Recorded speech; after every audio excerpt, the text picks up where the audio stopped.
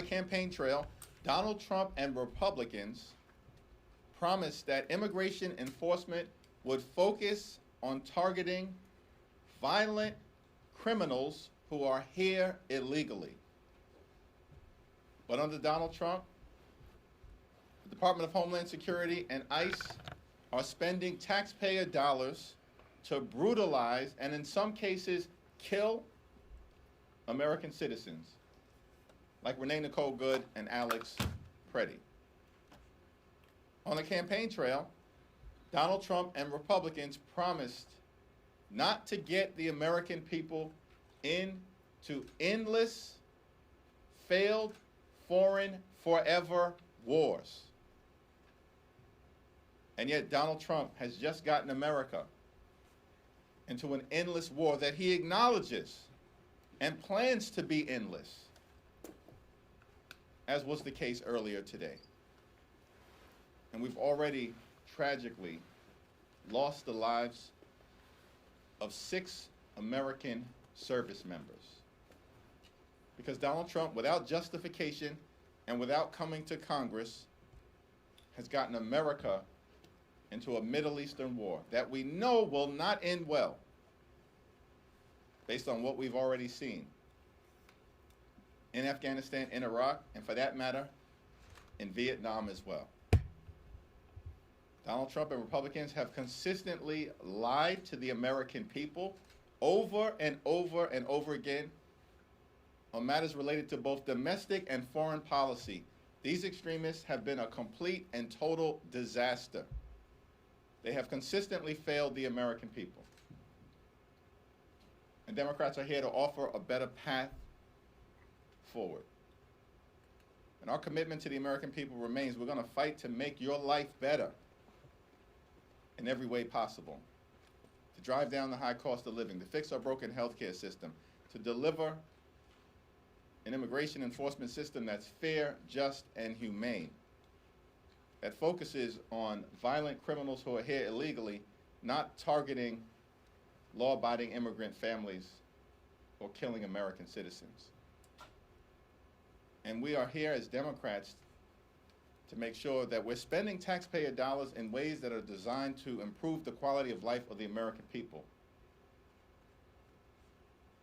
not launching another endless war in the Middle East that is destined to cost more American lives and billions, if not trillions, of dollars unless Congress is able to stop Donald Trump in his tracks, which is what it is our intention to do. Questions? We know the War Powers Resolution is an issue with Democrats that you're going to be bringing up. Unfortunately, as we know, even if it does pass the House and the Senate, it will be vetoed by the President. Is there anything more that Democrats can do? It's important for us to take the step that is in front of us right now, which is to work to make sure that the War Powers Resolution, which is bipartisan in nature, passes on the House floor today. Every member of Congress needs to go on record.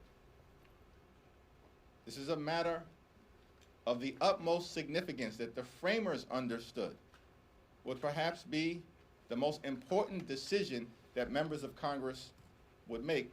And in fact, they decided that in our system, they don't want a king-like figure being able to unilaterally decide to send American men and women to war.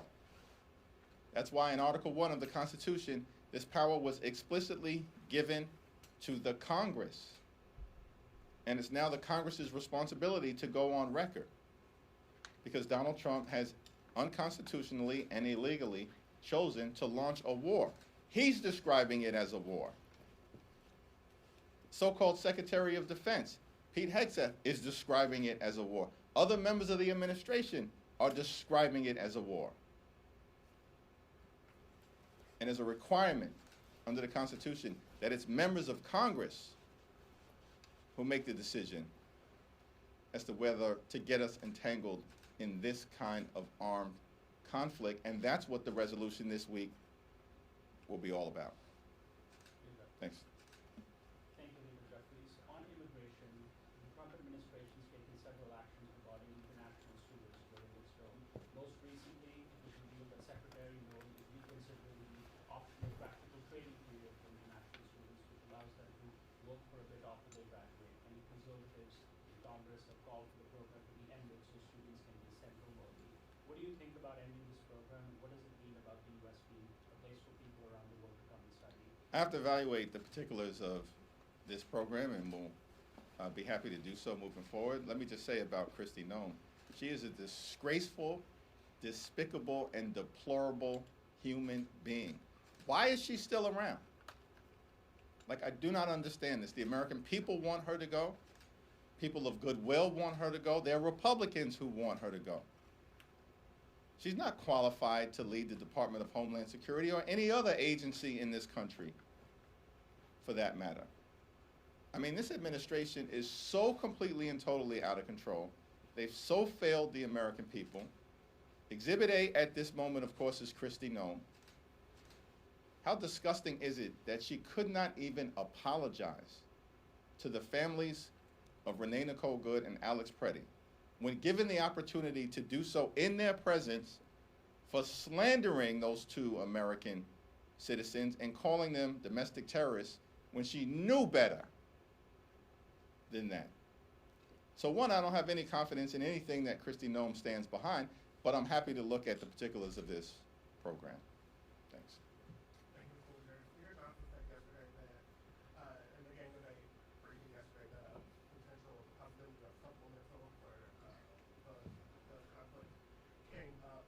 Can you confirm that they've come up during the discussion, and where do House Democrats stand on the possibility of additional funding for this conflict going on? We don't know how long it could go on. Yeah, there was some reference made to it, but the nerve of these extremists to want to raise the possibility of coming to Congress for supplemental funding related to a war that we haven't even authorized yet. And so we're not there. What's in front of us right now is the War Powers Resolution that House Democrats will strongly support. And what is also clear is that the American people are strongly opposed to the actions that Donald Trump have taken in the Middle East. Because the president, as candidate, promised not to get us involved in an endless war. Why are we spending taxpayer dollars, billions of dollars, to bomb Iran as part of some regime change effort that the American people want no part of at this point in time, as opposed to actually driving down the high cost of living, lowering the cost of groceries, healthcare, housing, childcare, and electricity bills, which the American people are suffering under the crushing weight of right now because of Donald Trump's policies. We should be spending taxpayer dollars to drive down the high cost of living, not funding Donald Trump's unlawful, unauthorized, and unconstitutional endless war, to use his terms, in the Middle East. Yeah, it looks like there is now an alternate War Powers resolution. Are you going to encourage people to split both, one over another? What is your thinking on that? Haven't seen the alternate War Powers resolution. Right now our focus is on the resolution that will be on the floor this week. But there's a few House Democrats who are saying they might not actually support the War Powers resolution. What are you telling those folks to try to get them on board? We'll have a conversation as a caucus tomorrow in the aftermath of the secure briefing that takes place this evening, but before the debate that occurs on Wednesday, and of course the ultimate vote on Thursday. We'll continue to make the strongest possible case. There is going to be very strong Democratic support for the War Powers resolution across the ideological spectrum. That I can guarantee you. And there may be a handful of members who have still not made a decision and want to participate in the secure briefing before they come to a final conclusion. Here's the thing. Having been briefed now, not once but twice, there is no evidence that has been presented to us that the United States was under threat of imminent attack from Iran. Zero evidence of that. In fact, many members of the administration have actually publicly now admitted that. So if in fact that was the case, it's hard for the American people to understand the rationale from launching a preemptive war in the Middle East that has now spread to more than half a dozen countries and resulted in the death of at least 6 brave, courageous, heroic service members. That's unacceptable. And we'll continue to have conversations as we move forward over the next few days, particularly in the aftermath of the administration's briefing. Thanks. Thank you, Leader Jeffries. Republicans are using the Iran operation as justification to put this DHS funding bill on the floor again this week. They've argued essentially that the resulting heightened threat level in the U.S. Means that the DHS shutdown needs to end. What are Democrats' response to that strategy? Donald Trump launches an unauthorized war in the Middle East. He characterizes it as endless. He decides that he wants to spend billions of dollars to bomb Iran rather than spend taxpayer dollars to lower the grocery bills that are crushing the American people, and then wants to use his unauthorized war as an excuse to continue spending taxpayer dollars to brutalize or kill American citizens by continuing to unleash ICE without restriction on the American people. The whole thing is insane. Make it make sense, because it does not. Thank you, Leader Jeffries. Back in 2011, Nancy Pelosi said that when President Obama didn't need congressional approval to bomb Libya, now House Democrats say President Trump needs that approval to bomb Iran. What's the difference? Well, obviously, Libya and the circumstances connected to that were very different than the circumstance that we face in Iran right now. I mean, I don't even understand the genesis or basis of that question, not suggesting that you're not asking it in good faith. But obviously, as I've indicated, first of all, it was not in Congress at the time. So we're dealing with what we're dealing with right now, which is a catastrophic, endless war, as Donald Trump has characterized it, without any justification that there was going to be a preeminent assault or attack on the United States of America, either in our homeland or as it relates to our interests in the Middle East.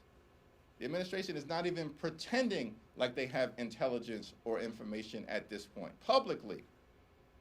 And certainly there's been nothing that has been presented to us privately to justify a preemptive strike of this nature that has triggered an all-out war in the Middle East.